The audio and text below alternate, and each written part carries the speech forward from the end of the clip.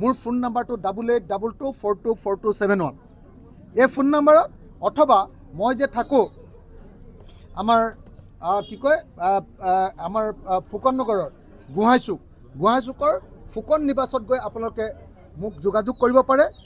মই এইকেইদিন অহা 15 দিন ধৰি মই ইয়াতে থাকিম। এটা আশ্চৰ্যকৰ ঘটনা ঘটিছে শিৱসাগৰত মোক হৰুৱাবৰ কাৰণে হিমন্ত বিশ্ব শৰ্মাই 2 নম্বৰী কাম কৰা আৰম্ভ কৰি দিলে। শিৱসাগৰত আজি এটা পৰিয়াল মোৰ ওচৰলৈ আহিছিলে অলপ আগতে। তেওঁলোকৰ ভোটাৰ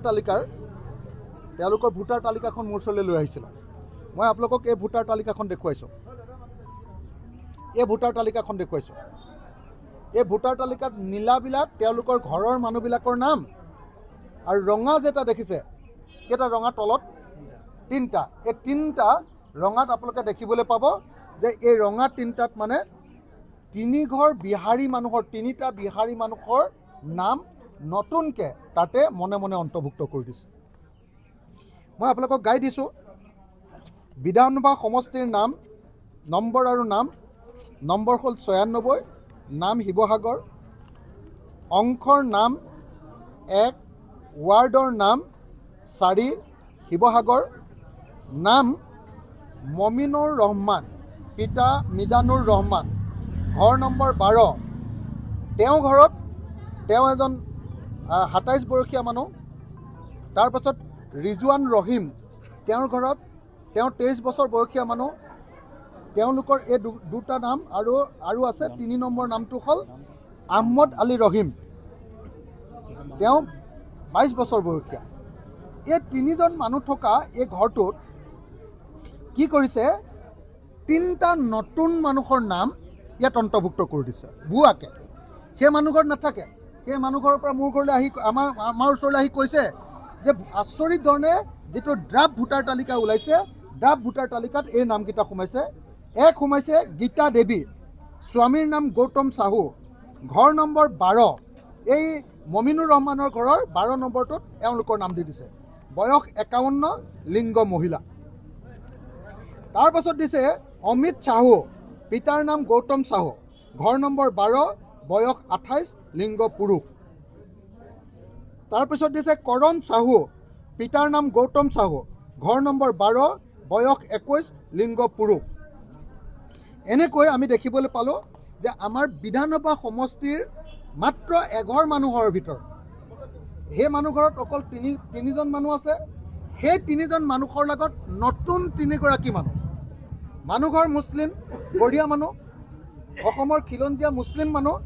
তেওঁলোকৰ লগত গীতা দেৱী, কৰণ চাহু আৰু গৌতম চাহু অমিত চাহু নামৰ বিহাৰী সম্প্ৰদায়ৰ 3টা নাম এই ভোটাৰ তালিকাখনত অন্তৰ্ভুক্ত কৰি দিছে।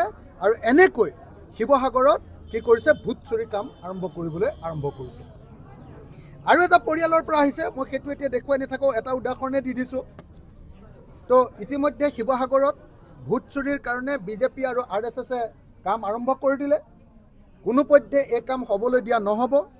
আমাৰ BLO সকলক, আমাৰ ৰাইজৰ দলৰ যিসকল BLA আছে, বুথ লেভেল এজেণ্ট আছে, তেওঁলোকক মই অনুৰোধ জনাইছোঁ সকলোৱে নিজৰ BLOৰ লগত, বুথ লেভেল অফিচাৰৰ লগত তেওঁলোকে যোগাযোগ কৰক। সকলোৰে নিজৰ মই শিৱসাগৰৰ ৰাইজক, বিশেষভাৱে শিৱসাগৰ নগৰৰ 14টা ৱাৰ্ডৰ টাউনৰ ৰাইজক নিজৰ ভোটাৰ তালিকাখন আপোনালোকক চাবলৈ অনুৰোধ কৰিছোঁ। আপোনালোকৰ ঘৰৰ বিপৰীতে কেনেবাকৈ আপোনালোকৰ অচিনাকি কোনোবা মানুহৰ নাম ভৰাই থৈছে নেকি আপোনালোকে নিজে পৰীক্ষা কৰক আৰু নিজে ইয়াৰ বিৰোধিতা কৰক। নিজে আপোনালোকে ইলেকশ্যন অফিচলৈ গৈ তাৰ বিৰোধিতা কৰক। আৰু যদি নিজেই বিৰোধিতা কৰাৰ পাছতো সেইবিলাকৰ নাম কৰ্তন নকৰে তেতিয়াহ'লে মোৰ লগত যোগাযোগ কৰক। মোৰ ফোন নাম্বাৰটো 8822424271 এই ফোন নাম্বাৰত অথবা মই যে থাকোঁ আমাৰ কি কয় আমাৰ ফুকন নগৰৰ গোহাঁইচুকৰ ফুকন নিবাসত গৈ আপোনালোকে মোক যোগাযোগ কৰিব পাৰে। মই এইকেইদিন অহা 15 দিন ধৰি মই ইয়াতে থাকিম। যদি কাৰোবাৰ